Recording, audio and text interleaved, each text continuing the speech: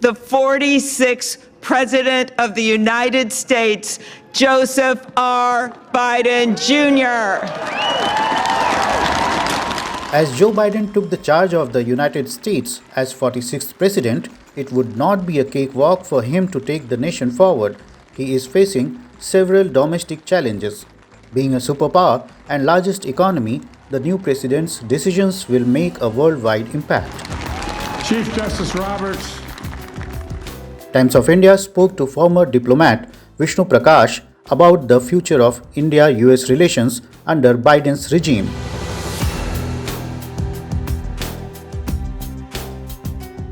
He has indicated that US will lead by example once again. So that is the context in which we should be looking at their outlook towards India. He, during his inaugural address or after becoming the president, he has not spoken about India, for that matter any country. But at the confirmation hearings of the Secretary of State and Secretary of Defense, there were ample indications. It is very clear that there will be continuity. The hallmark of the relationship has become continuity. And for the simple reason, and a very important reason, that our outlook converges, our challenges are similar, and being democracies, we do not have a conflict of interest either in the medium term or the long term. So that is again something that I would like to underscore here. They have made it, the indications are that they will be quite mindful about India's interests. They would want to deepen security and defense cooperation. They will continue with the policies on the Indo-Pacific region.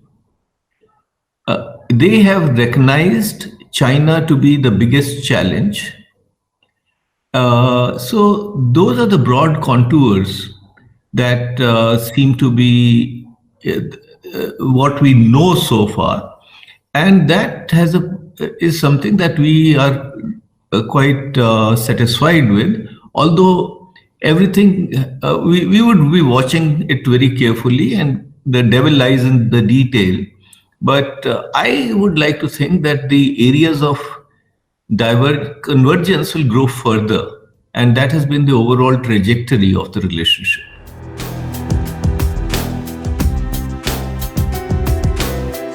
Have we ever looked any interference from anybody?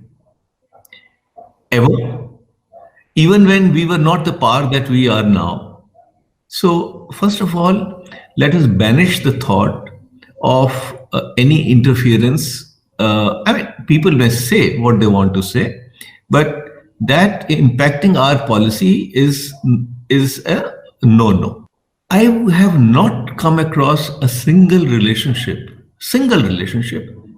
individual, institutional or national, where there are no divergences of views.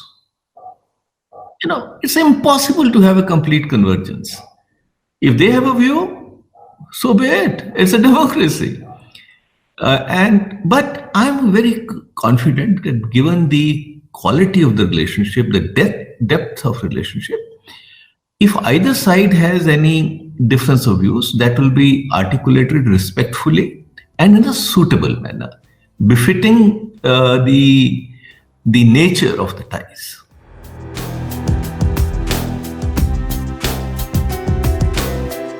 Any country will do what is in their national interest, right? And the US will do what's in their national interest. We will do what is in our national interest. National interests will mostly converge. I mean, we may have certain expectations of the US in our neighborhood. They will have their own calculations. As they say, you stand on an issue where you sit. We are in different geographies. We have different concerns in the sense of our immediate neighborhood. And let's face it, US is a global power. So they will do what they deem to be appropriate. But the big difference between now and earlier is that now we have regular consultations. We keep each other informed. We are sharing intelligence. We are sharing, we have a 2+2 dialogue. The defense relationship has gone beyond expectation. So all this put together, am I worried? No. Do I expect perfect convergence? No. Do I know that we can talk to each other? Absolutely, yes. Yes. In the past, 20 years ago, we spoke past each other. Now we speak with each other. That's the difference. Secretary Blinken has spoken of challenges, competition, and similarities with China. That's again a very interesting formulation. So what does it translate into? And then Kurt Campbell had indicated that there are some irritants, minor irritants that he referred to, which can be sorted out. For example, visa to Chinese journalists or reopening of the consulates of the US in China. So what does it all add up to? These are very early days. These are straws in the wind. So one doesn't know how exactly it will evolve. But I think they will try to indicate that they are wanting to talk. And in some areas, for example, climate change, which they mentioned, China being the biggest emitter is a nation that they want to work with. So they will try to lower the temperature. The belligerence in the tone will perhaps not be there because President Biden is clearly old school, and I'm saying that respectfully. He is a practitioner of diplomacy as it should be. But there is a huge gulf between the two countries, and US is no longer wearing blinkers. They know that China is out to upstage them, and to supplement or supplant the US-led world order by a China-centric world order, which is where the rule of law doesn't operate, where the rule of power operates. And that is something that the US and other countries like us are not comfortable with. They already indicated that they will be reviewing the visa regime, and they have done that in certain categories already.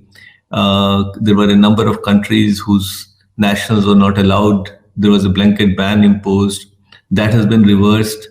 And it's remarkable that, at least I have not seen in my long career, any world leader acting with such alacrity and within a couple of hours of assuming office, coming out with a slew of measures to sweep aside what he considered were aberrations and undesirable orders. So he has already started cleaning the stables.